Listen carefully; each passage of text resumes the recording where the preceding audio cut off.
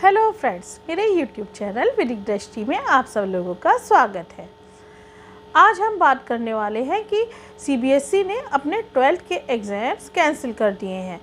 इस चीज़ को लेकर जो स्टूडेंट प्राइवेट कैंडिडेट्स हैं या वो स्टूडेंट जो कि कंपार्टमेंट देना चाहते थे या फिर नॉन अटेंडेंट हैं या फिर वो स्टूडेंट जो कि पत्राचार से 12th कर रहे थे, उनके सामने एक बड़ा सवाल खड़ा हो गया है कि उनका क्या होगा। तो वीडियो स्टार्ट करते हैं। अपने वीडियो को स्टार्ट करने से पहले मेरे आप सबसे रिक्वेस्ट है कि प्लीज़ मेरे चैनल को लाइक कीजिए, सब्सक्राइब कीजिए, मेरी वीडियो को शेयर कीजिए और कमेंट बॉक्स में मुझे लिखकर बताइए कि आपको ये वीडियो कैसा लगा। प्लीज़ लाइक एंड सब्सक्राइब, क्योंकि बाद में आप लोग भूल जाते हैं। चलिए हम स्टार्ट करते हैं। तो स्टूडेंट्स, जो सबसे पहली बात तो मैं आप लोगों को ये बता दूं कि सुप्रीम कोर्ट में कई सारी पीआईएल इस बात पे डल चुकी हैं कि जो बाकी सारे बोर्ड्स हैं सीबीएसई के अलावा, उन सबको भी अपने एग्ज़ाम्स कैंसिल करने चाहिए। क्या कोरोना सिर्फ सीबीएसई बोर्ड के जहाँ पे बच्चे हैं वहीं पर है? कोरोना तो सारे देश में था। इस चीज़ को लेकर पीआईएल बहुत सारी दाखिल हो चुकी हैं और इस पर भी पीआईएल दाखिल हुई है कि किस आधार पर जो प्राइवेट कैंडिडेट्स हैं या जो कंपार्टमेंट देने वाले हैं या जो नॉन अटेंडेंट हैं या फिर वो स्टूडेंट जो कि और दूसरे सब्जेक्ट्स में 12th के एग्ज़ाम दे रहे थे, उन सबको किस आधार पे मार्क्स दिए जाएंगे और पास किया जाएगा और उनके साथ क्या प्रोसेस अपनाया जाएगा। लोग सोच रहे हैं कि सीबीएसई की तरफ से जो नोटिस आया है वो केवल रेगुलर स्टूडेंट्स के लिए है, तो ये एक बहुत बड़ी गलतफहमी है। सीबीएसई की तरफ से नोटिस आया है कि सीबीएसई जो भी एग्ज़ाम कंडक्ट कराता था वो अब नहीं किए जाएंगे 12th क्लास के। तो स्टूडेंट्स सीबीएसई में चाहे अब वो प्राइवेट कैंडिडेट है, रेगुलर कैंडिडेट हैं या फिर कंपार्टमेंट वाले हैं, ये नोटिस सबके लिए अप्लाई होगा। क्योंकि कहीं पर ऐसा तो नहीं लिखा था कि केवल रेगुलर स्टूडेंट्स के एग्ज़ाम कैंसिल हैं। देखिए, कोरोना है तो वो सब के लिए हैं, चाहे वो प्राइवेट है या ऐसा तो नहीं हो सकता कि किसी ज़िले में मान लीजिए थोड़े से कैंडिडेट है तो उनके लिए सीबीएसई पूरा अपना प्रोसीजर फॉलो करेगा और वो 12, 15, 20 या 25 स्टूडेंट्स के लिए एग्ज़ाम कंडक्ट कराएगा। देखिए, ऐसा नहीं होगा।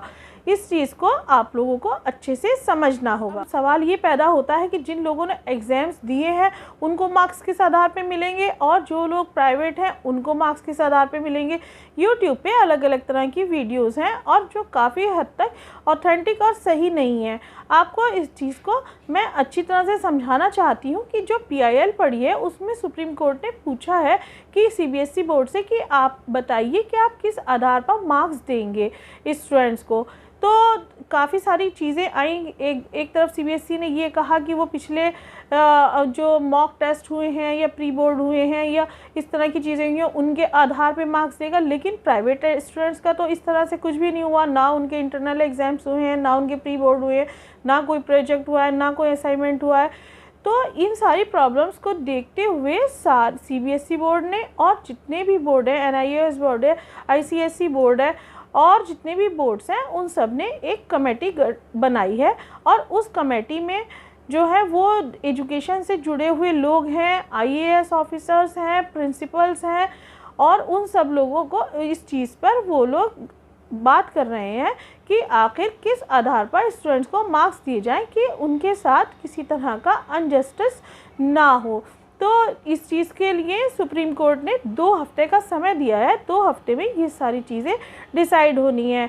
कोई भी ऑफिशियल न्यूज़ सीबीएसई की तरफ से या मिनिस्ट्री ऑफ एजुकेशन की तरफ से या और किसी भी बोर्ड की तरफ से नहीं है।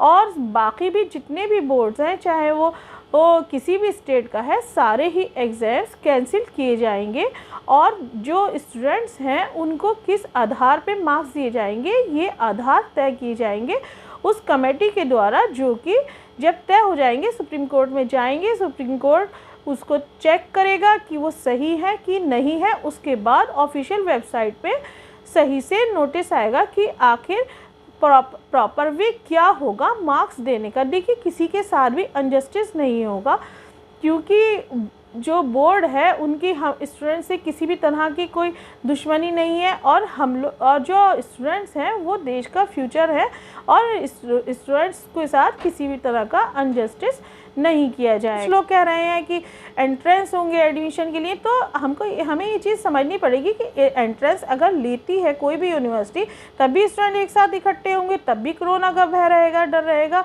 इसी चीज़ को देखते हुए DU यूनिवर्सिटी ने ये चीज़ क्लियर कर दी है कि वो मार्क्स के बेस पर ही एडमिशन देगी। और स्टूडेंट कुछ ऐसे होंगे कि जो कि अपने मार्क्स से सेटिस्फाई नहीं होंगे, तो CBSE ने इस चीज़ की भी घोषणा कर दी है कि अगर कोई स्टूडेंट चाहे तो वो अगले सेशन में अपने मार्क्स को सुधारने के लिए एग्ज़ाम दे सकता है और उसकी मार्कशीट पर 2021 ही लिखा जाएगा।